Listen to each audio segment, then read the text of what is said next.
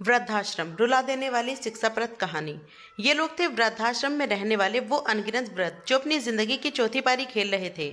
इस पारी में उन्हें अकेला छोड़ दिया गया, किसी और ने नहीं बल्कि अपनों ने। ऐसे ही एक वृद्धाश्रम से जुड़ी थी आलिया बंसल। साल 2019 में मेरे कॉलेज का पहला साल था। हमारे कॉलेज में सोशल वर्क के 10 अंक मिलते थे जो फाइनल पेपर में जुड़ते थे। मैंने और मेरी सहेली शालिनी ने सोचा कि इस मुफ्त के अंकों को क्यों गंवाएं, तो हमने भी फॉर्म भर दिया। कुछ हफ्तों बाद हमको उनके सोशल वर्क के लिए जोन बांट दिए गए। मुझे और पायल को सोशल वर्क के लिए कॉलेज के करीब ही एक वृद्धाश्रम अलॉट किया गया।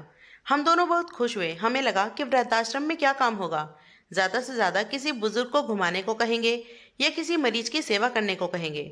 ये तो चुटकियों में हो जाएगा और हम जल्दी फ्री हो जाएंगे। हम दोनों अपनी किस्मत पर इतराते हुए अगले शनिवार वृद्धाश्रम पहुंचे।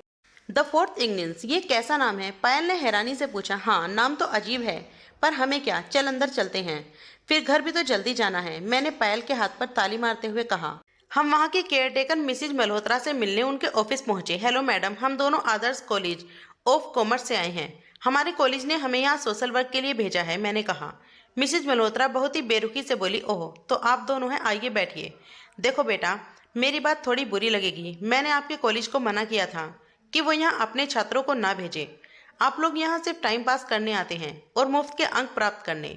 आप लोगों को समाज सेवा स का शब्द भी नहीं मालूम और ना ही इसकी समझ है। फिर भी आपकी प्रधानाचार्य ने आग्रह करने पर मैंने हाँ कर दी। तो बताओ, आप दोनों हमारे वृद्धाश्रम के लिए क्या योगदान देंगे? हम दोनों ने प्रश्न भरी निगाहों से उन्हें देखा। वह थोड़ी हंसी, फिर बोली, चलो पहले मैं तुम्हें वृद्धाश्रम का चक्कर लगवाती हूँ, शायद तुम कुछ मुझे जवाब दे पाओगी। वह उठी और हमें इशारे से अपने पीछे आने के लिए कहा। शुरुआत उन्होंने वृद्धाश्रम के भोजन कक्ष से की थी। वहां बहुत से बुजुर्ग महिलाएं खाना बना रही थी। किचन से खाने की इतनी जोरदार महक आ रही थी कि पेट में चूहे कबड्डी खेलने लगे। ये हमारी रसोई है। यहाँ जितनी भी महिलाएं रहती हैं सब मिलकर बारी बारी खाना बनाती हैं। जैसे आज बंगाली खाना बन रहा है, मिसेज मल्होत्रा ने कहा और आगे बढ़ गई। मैं कुछ पल और खुशबू का महसूस कर रही थी कि तभी एक बूढ़ी औरत मेरे पास बंगला मिठाई संदेश लेकर आई और बोली, ले बेटा टेस्ट कर। उसके स्वर में इतनी मिठास और अपनापन था कि मैं मना ही नहीं कर पाई। संदेश खाते ही मन तृप्त हो गया। मैंने उन्हें गले से लगाते हुए कहा, वाह आंटी, आपके हाथ में तो जादू है। उनकी आंखें नम हो गई और उन्होंने प्यार से मेरे सर पर हाथ फेरते हुए कहा, आंटी नहीं अम्मा। मेरी आंखों में अनायास के आंसू आ गए। फिर वह हमें ऑडियो विजुअल रूम में ले गई। वहाँ एक बड़ा सा स्क्रीन लगा हुआ था और उस पर पुरानी फिल्म गोलमाल चल रही थी। वहाँ बैठी बुजुर्ग महिलाएं हाथ में पॉपकॉर्न पकड़े हंसते हुए फिल्म का मजा ले रही थी। मल्होत्रा मैम ने सबको मुस्कुराते हुए हाथ हिलाया और बोली, यह हमारा रिक्रिएशन रूम है। यहाँ सब आराम करते हैं और अपनी पसंद की फिल्में देखते हैं। उन्होंने हाथ हिलाकर हंसते हुए सबको अभिनंदन करते हुए कहा। इस तरह मल्होत्रा मैडम ने हमें कुछ और कमरे में घुमाया और फिर हमें डोरमेटोरी में ले गई। 5 बड़े बड़े हॉल थे। एक हॉल में 10 बिस्तर थे, एक फ्रिज था, गद्दों और तकियों के लिए अलग से बड़ी सी अलमारी थी। हर बिस्तर के साथ एक छोटी सी अलमारी रखी हुई थी। कुछ बिस्तरों पर बुजुर्ग महिलाएं आराम कर रही थी और कुछ चुपचाप बैठी थी और कुछ आपस में बातें कर रही थी। मेरी नज़र वहां बैठी एक बुजुर्ग महिला पर पड़ी। उनकी उम्र लगभग 75 वर्ष की होगी। वह खिड़की के पास एक कुर्सी पर बैठी हुई थी। चेहरे पर मायूसी और अपनों से बिछड़ने का दर्द साफ झलक रहा था। उन्होंने मल्होत्रा मैम को देखा तो हड़बड़ाई आंखों से उन्हें इशारा करके अपने पास बुलाया। पुत्र, बात की मेरे बेटे से? अब आ रहा है ना वो? मेरा मन नहीं लगता यहाँ। उनके शब्द तीर के समान चुभ गए मुझे। मेरी आंखें भर आई। अम्मा, मैंने बात की है आपके बेटे से। वह अभी अमेरिका गया है, इसीलिए आपको यहाँ छोड़ गया है। जैसे ही वह वहां से आएगा आपको ले जाएगा, मल्होत्रा मैम रुआसी आवाज में बोली। उनकी जबान से निकले शब्द और उनके हाव भाव से असमंजस नहीं थे। साफ दिख रहा था कि वे झूठ बोल रही हैं। मुझे बहुत गुस्सा आया। मैंने वहां से निकलते ही उनसे पूछा, आपने झूठ क्यों बोला? तो और क्या कहती मैं, उन्होंने झल्ला कर कहा। यह बोलती कि तुम्हारे बेटे ने तुम्हें दूध में गिरी मक्खी की तरह निकालकर अपनी जिंदगी से बाहर फेंक दिया है। अब कभी तुम्हें लेने नहीं आएगा, वह चिल्लाकर बोली। पर उनकी आवाज में दर्द और परेशानी साफ दिखाई दे रही थी। मैं और पायल स्तंभ से खड़े रह गए। मैं निशब्द थी। कोई बेटा अपनी माँ के साथ ऐसा कैसे कर सकता है? मेरे मन के भावों को मल्होत्रा मैम ने पढ़ लिया और शायद मेरे कंधे पर हाथ रखकर वह बोली, आज के दौर में बच्चे अपने माँ बाप को सिर्फ एक पीढ़ी समझते हैं जिस पर पैर रखकर वह अपनी मंजिल तक पहुंच जाते हैं, पर मंजिल पर पहुंचकर वही माँ बाप उनके लिए बोझ बन जाते हैं। और उनसे छुटकारा पाने के लिए वह उन्हें यहाँ वृद्धाश्रम में छोड़ जाते हैं। मेरी आंखों से आंसू रुक नहीं रहे थे। मल्होत्रा मैम ने मुझे बैठने को कहा और पानी का गिलास पकड़ा दिया। कुछ देर तक उस कमरे में शांति थी। फिर मैंने पूछा, आपने इस आश्रम का नाम फोर्थ इंग्निस क्यों रखा? आलिया, इंसान की पहली पारी उसका बचपन होता है, जहाँ वह अपने माता पिता पर आश्रित होते हैं, उनकी छत्र छाया में बड़े होते हैं। दूसरी पारी उसकी जवानी, जहाँ वह दुनिया को अपने नजरिए से देखते हैं, इस संसार में अपना अलग मुकाम हासिल करते हैं, जोश और उत्साह से भरा होता है। तीसरी पारी है उसका गृहस्थ आश्रम, जहाँ वह अपने बच्चों को बड़ा करते हैं, काम धंधा करते हैं और अपनी जिम्मेदारियां निभाते हैं। और चौथी पारी है बुढ़ापा, जो सबसे कठिन होती है। इसमें इंसान फिर से आश्रित हो जाता है, पर इस बार अपने माता पिता पर नहीं, बल्कि अपने बच्चों पर। और मेरे हिसाब से जिंदगी में से ऐसे बहुत कम बुजुर्ग देखे हैं जो यह कह सकते हैं कि उन्होंने अपनी चौथी पारी भी बहुत शानदार तरीके से खेली है। मल्होत्रा मैम ने कितनी खूबसूरती से हमें जिंदगी का सारा सच समझा दिया था। अब बताओ, तुम क्या योगदान दे सकते हो इस आश्रम में? मल्होत्रा मैम का यह प्रश्न हमें क्लीन बोल्ड कर गया। नहीं, हम तो कुछ भी नहीं कर सकते। यहाँ तो सबको सब कुछ आता है। पायल ने झट से उत्तर दिया और खड़ी हो गई, पर मैं वहीं बैठी सोचती रही। फिर मैंने कहा, मैम, माना यहाँ आप सब कुछ सीख रहे हैं, सबको बहुत कुछ आता है, पर एक चीज है जो किसी को शायद ही नहीं आती हो। आज के दौर में कंप्यूटर का ज्ञान बहुत ही आवश्यक है। मुझे लगता है कि सभी बुजुर्ग महिलाओं को भी कंप्यूटर का ज्ञान होना चाहिए। इंटरनेट के ज्ञान से उन्हें काफ़ी मदद मिल सकती है। इससे एक तो उनका समय भी कट जाएगा और दूसरा उन्हें बहुत ही ज्ञानवर्धक बातें सीखने को मिल सकती हैं। मल्होत्रा मैम ने कुछ सोचा, फिर हंसते हुए बोली, चलो, तुमको एक मौका तो मिलना चाहिए। अगले शनिवार को आ जाना, और हाँ, छुट्टी के लिए पहले से ही एप्लीकेशन देनी होगी। हम दोनों वहां से उठकर बाहर आ गए। मैंने पलटकर डोरमिटोरी की खिड़की की तरफ देखा। एक बुजुर्ग महिला अभी भी वहीं बैठी थी। मुझे देखकर मुस्कुरा दी। मैंने भी मुस्कुराते हुए हाथ हिलाया और इशारे से उन्हें कहा कि मैं जल्दी आऊंगी। मेरी मंजिल मुझे कहाँ ले जाने वाली थी मुझे नहीं पता था। यह सफ़र मेरे लिए क्या चुनौतियां लेकर आएगा यह भी मुझे नहीं पता था। बस एक जुनून था कि मुझे इनके लिए कुछ तो करना है। इन सबकी जिंदगी का हिस्सा बनना था मुझे। इनकी फोर्थ इनिंग को कामयाब बनाने में और इन्हें एक नई पहचान देने में मुझे अपना योगदान देना था। अगले शनिवार से मैं नई ऊर्जा के साथ उठी। सुबह जल्दी तैयार होकर पायल के साथ वृद्धाश्रम पहुंची। वैसे तो पायल बेमन से ही आई थी, पर वो आई यहाँ बड़ी बात थी। मल्होत्रा मैम मुझे देखकर थोड़ा हैरान हो गई और बोली, मैं तुम्हारे दृढ़ निश्चय से बहुत प्रभावित हुई। आलिया, मुझे लगता है कि तुम शायद नहीं आओगी, पर तुम सच में हमारे साथ जुड़ना चाहती हो। इस बात की खुशी हुई। नौजवान पीढ़ी का यह जोश काबिल तारीफ है। मल्होत्रा मैम के चेहरे पर खुशी और आंखों में चमक साफ झलक रही थी। वह उठी और हमें स्टाफ रूम में ले गई। आलिया, यहाँ हमारा एक छोटा सा स्टाफ काम करता है।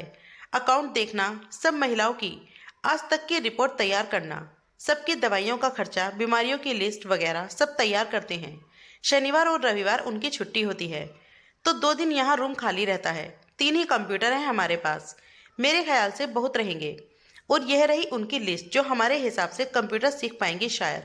आया भी सभी को लेकर आ रही होंगी। कुछ पल इंतजार के बाद आया 10 बुजुर्ग महिलाओं को लेकर आई। मैं थोड़ा हैरान थी, क्योंकि आश्रम में बहुत सारी महिलाएं हैं। मेरे दिमाग में चल रहे थे प्रश्न जो मल्होत्रा मैम ने पढ़ लिए थे शायद। वह बोली, आलिया, कुछ महिलाओं ने तो मना कर दिया, कुछ काफ़ी बुजुर्ग हैं, तो मुझे नहीं लगता वह सीख पाएंगी। अभी इन 10 बुजुर्ग महिलाओं से ही शुरू करो, बाकी तो तुम्हारे सिखाने पर निर्भर करता है। यह कहकर मैम उन सबको मेरे साथ सहयोग करने की हिदायत दे वहां से चली गई। मैं थोड़ा घबरा रही थी, पर फिर अपने आप में किए संकल्प को याद किया और मैदान में कूद पड़ी। मैंने उन सबका अभिवादन किया और अपना परिचय दिया। आलिया, ओहो, आलिया भट्ट हो गया, एक महिला ने चुटकी लेते हुए कहा। मुझे तो वो बिल्कुल पसंद नहीं, कितने छोटे कपड़े पहनती है। दूसरी महिला बोली, ऐसे मत बोल डियर, जिंदगी में अच्छी लग रही थी वो। एक और आवाज आई, 1 मिनट आंटी, आप सब यहाँ ध्यान दें, मुझ पर, आलिया बंसल पर, आलिया भट्ट पर नहीं। मैंने उनकी बहस को रोकते हुए कहा। तभी एक महिला जोर से हंसने लगी और बोली, बेटा, तुम पर क्या ध्यान दें, हमें कौन सा अब अपने बेटे के लिए लड़की ढूंढनी है। उनके ये कहते ही सब जोर से हंसने लगी। कॉलेज में रैंकिंग नहीं हुई थी, तो आज वह कसर भी पूरी हो गई। चलिए, आज हम कंप्यूटर पर कुछ मजेदार करेंगे। आज हम इस पर वो लिखेंगे जो हमारी पहचान बताता है। मैंने सबको अपनी तरफ आकर्षित करते हुए कहा। ऐसा क्या लिखेंगे जो हमारी पहचान है? एक आंटी बोली, हमारा नाम, वही तो हमारी पहचान है। आज हम सब अपना नाम लिखेंगे और उसको बहुत आकर्षक तरीके से सजाएंगे, फिर उसका प्रिंट निकालेंगे। मैंने और पायल ने एक कंप्यूटर पर 3 लोगों को बिठाया और एक एक करके सबकी मदद की उनका नाम लिखने में। उन्हें सिखाया कि हम कैसे कलर बदल सकते हैं, कैसे फ़ॉन्ट बदल सकते हैं, नाम को अलग लिखावट दे सकते हैं। धीरे धीरे सबको मज़ा आने लगा। अपने नाम को खुद खूबसूरत बनाकर सब बच्चों की तरह खुश हो रही थी। कुछ ही देर में सबको जान पहचान हो गई। सबके नाम पता चल गए। जब हमने उनके प्रिंट निकालकर उनको दिए तो वो सब उनको देखकर इतनी खुश हुई जैसे एक छोटा सा बच्चा अपनी पसंद के खिलौने पाकर खुश होता है। चलिए अब इस प्रिंट को आप अपने बिस्तर के साथ रखी अलमारी पर लगाइए, क्योंकि उस अलमारी में आपका सामान है, वो आपकी चीज है। मैंने उत्साहित होते हुए कहा। हम दोनों उन सबको लेकर डोमेटोरी में पहुंचे। वहां हमने मिलकर सबके नाम वाले प्रिंट उनकी अलमारी पर चिपकाने में मदद की। बाकी सारी महिलाएं भी उत्सुकता से सब देख रही थी। हमने उनके नाम और उनको आकर्षक बनाने के लिए उन्हें बहुत से स्टिकर दिए। मंजू आंटी ने तो बहुत सारी स्माइली लगाई। रंजना अम्मा ने अपने नाम को फूलों के स्टिकर से सजाया। विमला माँ को रंग बिरंगे सितारे बहुत भाए। सबने अपने नाम को सुंदर की चादर से ढक दिए। उसके बाद वह सब उसको ऐसे निहारती रही जैसे परिवार के सब सदस्य नवजात शिशु को निहारते रहते हैं। मैं एक प्रिंट लेकर खिड़की पर बैठी उन बुजुर्ग महिला के पास गई। अम्मा, यह आपके लिए, क्या इसे मैं आपकी अलमारी पर लगा दूं? मैंने मुस्कुराते हुए पूछा। उनकी सहमति से मैंने उनके नाम वाले प्रिंट को उनकी अलमारी पर चिपका दिया और उसे सुंदर फूल वाले स्टिकर से सजा दिया। फिर मैं उन्हें अलमारी के पास ले आई। अपने नाम को इतने सुंदर अंदाज में लिखा देख भाव विभोर हो गई और उसे छूते हुए बोली, सुलोचना, सुलोचना शर्मा, कितने सालों बाद अपना नाम पढ़ा है। इधर आ गुड़िया। मैं उनके पास आकर बैठ गई और उन्होंने मेरे सर पर प्यार से हाथ फेरा। आंखों से आंसू आ गए। उनके थम नहीं रहे थे और ना ही मेरे। नाम में क्या रखा है, यह कथन आज मुझे बेनाम लग रहा था, क्योंकि सिर्फ एक नाम हमारा ही तो है जो हमारी पूरी जिंदगी साथ रहता है। बाकी सब रिश्ते एक एक करके हमें जीवन से सफर में छोड़ देते हैं, पर हमारा नाम आखिर तक हमारे साथ रहता है। इस दुनिया से जाने के बाद भी लोग हमें हमारे नाम से ही याद करते हैं। अब मैं सिर्फ शनिवार को ही नहीं बल्कि रविवार को भी वृद्धाश्रम जाने लगी। सबके साथ समय व्यतीत करना, उनके अनुभव सुनना, अपने कॉलेज के अनुभव उनसे साझा करने में मुझे बेहद आनंद आ रहा था। जीवन एक अवसर है जो उस परम शक्ति ने हमें दिया है जिसमें यह संसार बनाया है। अब इस अवसर को हम इतना ज्यादा फायदा उठा सकते हैं, यह हम पर निर्भर करता है। वृद्धाश्रम की सभी महिलाएं इस अवसर का फायदा क्यों नहीं उठा सकती? ऐसा क्या है जो उन्हें रोकता है? यही प्रश्न मन में लिए मैं आश्रम पहुंची। मल्होत्रा मैम को अपनी योजना के बारे में बताया, जिससे आश्रम की महिलाएं भी आत्मनिर्भर बन सकती हैं। मैम, मंजू आंटी, कांता माँ, शकुंतला दादी, ये सब कितनी अच्छी कढ़ाई करती हैं। हम इनकी कढ़ाई को रुमाल, टीवी कवर इत्यादि पर बनवाकर ऑनलाइन ऐप्स में बेच सकते हैं। आजकल घर के भीतर लगाए जाने वाले पौधे की बहुत मांग है। बेम्बे आशा ताई, कमला ताई, सविता दादी, सबको पौधों की बहुत समझ है। हम किसी नर्सरी से अनुबंध करके इनको ऑनलाइन बिक्री कर सकते हैं। मैंने अपनी सारी योजना उन्हें साझा की। हमने सबको इकट्ठा किया और मैम ने मेरी योजना सबको बताई। कुछ बुजुर्ग महिलाओं को पसंद नहीं आई, क्योंकि उनके उम्र के पड़ाव पर आकर फिर से एक नई शुरुआत करने से वे कतरा रही थी। पर ज्यादातर महिलाओं ने हमारी बात को समझा और माना, क्योंकि उन्हें आत्मनिर्भर बनने का मौका मिल रहा था, जो शायद उससे भी काफी महिलाओं को कभी भी नहीं मिला था। वह सदैव अपनी आजीविका के लिए अपने पिता, पति या पुत्र पर ही निर्भर रही थी। आज उनके पास अवसर था अपनी पहचान बनाने का। 1 महीने के अंदर सब तैयारियां हो गई। हालांकि मुझे अंदाजा था कि हम एक साथ बहुत सामान नहीं बना सकते, क्योंकि उम्र का भी तकाजा है। तेज काम करना अब उन सब के बस की बात नहीं थी। पायल ने इसका एक बहुत ही आसान उपाय निकाला। क्यों ना हम एक तरह का कोचिंग सेंटर खोलें। यहाँ पर बहुत ऐसी लड़कियां हैं जो सिलाई कढ़ाई सीखना चाहेंगी, बागवानी सीखना चाहेंगी। बस सब दादियां मिलकर उनको सिखा भी देंगी और बिक्री के लिए माल भी तैयार हो जाएगा। पायल ने निसंदेश एक बढ़िया सुझाव दिया था। उसमें मल्होत्रा मैम ने भी वहां सभी महिलाओं से इस बारे में बात की, वार्तालाप किया। सुझाव सबको पसंद आया। हमने कंप्यूटर पर ब्राउजर छपवाए। आधे माह में ही करीबन 5-6 लड़कियां सिलाई कढ़ाई सीखने आ गई। इससे सिलाई कढ़ाई विभाग को तो मदद मिल गई। अब बागवानी के लिए हमने अपने दोस्तों से कॉलेज में बात की। 6-7 दोस्त हमारी मदद के लिए तैयार हो गए। लगभग 2-3 महीने में एक अच्छा व्यवसाय तैयार हो गया। मेरी सभी दादियां बहुत खुश थी। सुबह शाम तक कार्यों में व्यस्त रहती। अब किसी को भी अपने बेटा, पोता, पोती और परिवार की ज्यादा याद नहीं आती थी। वह मोह माया छोड़कर आगे बढ़ना सीख चुकी थी। 1 साल पंख लगाकर कैसे उड़ गया पता ही नहीं चला। हमने आश्रम में 2020 का जोरदार ढंग से स्वागत किया। सबने खूब नाच गाना किया। जिंदगी गुलजार कर रही थी। सब कुछ अच्छा चल रहा था कि अचानक विश्व कोरोना जैसी महामारी की चपेट में आ गया। और मार्च में हमारे देश से लॉकडाउन लग गया। लोगों का घर से बाहर आना जाना बंद हो गया। सब अपने ही घरों में कैद हो गए। मैं रोज सबसे संपर्क में थी। मल्होत्रा मैम से निरंतर अपडेट लेती रहती। कुछ समय तक हमारा आश्रम जिन एनजीओ से जुड़ा था वह मदद करते रहे, पर फिर मदद भी बंद हो गई। मल्होत्रा मैम ने सभी के बेटों से बात की। कुछ ने तो आधी पगार का बहाना बना दिया, कुछ ने यह कहकर टाल दिया कि जैसे ही इंतजाम होगा वह भेज देंगे, और कुछ ने फोन ही नहीं उठाए, बस कुछ ही पैसे भेज रहे थे। एक दिन मल्होत्रा मैम का फोन आया मेरे पास। आलिया, सुलोचना ताई की बहुत ज्यादा तबीयत खराब हो गई है, क्या तुम डॉक्टर अरेंज करा सकती हो? मेरा दिल धक से बैठ गया। अविश्वास के काले बादल आंखों के आगे मंडराने लगे। मैं बेबस और लाचार महसूस कर रही थी। मैंने फिर भी उनको आश्वासन दिया कि मैं कुछ इंतजाम जरूर करूंगी। मैंने अपने पड़ोस में रहने वाले डॉक्टर वर्मा को बहुत आग्रह किया कि वह मेरे साथ चलें। बहुत मुश्किल से वह चलने को तैयार हुए। मैंने एक हफ्ते का राशन और अन्य जरूरी चीजें सामान तैयार किया और माँ को किसी तरह मनाया कि वह कुछ दिन मुझे वहां रहने की इजाजत दें। मल्होत्रा मैम अकेले सब संभाल रही हैं।